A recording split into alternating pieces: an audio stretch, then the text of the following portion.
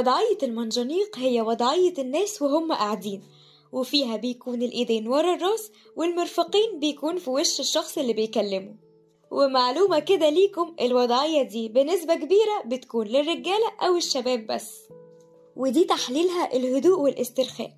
وكمان بتكون استدراج من اللي قدامكم بإنه يحسسكم بأمان، ولكن أمان مزيف. كمان معناها بيكون إحساس بالسيطرة والقوة وساعات التكبر. ومن العلامات كمان إنها بتدل على الاستعداد للجدال أو محاولة لفرض السيطرة. كمان الوضعية دي شائعة جدا عند المحامين والمحاسبين ومديري المبيعات. ونفسيا بيقال إن البنت بتنفر وبتكره الوضعية دي من الراجل. طب لو انت راجل ولقيت حد عمل الوضعية دي وحاسس بنوع من التكبر عليك، تعمل ايه؟ بكل بساطة المحاكاة هتحقق التوازي بينك وبينه،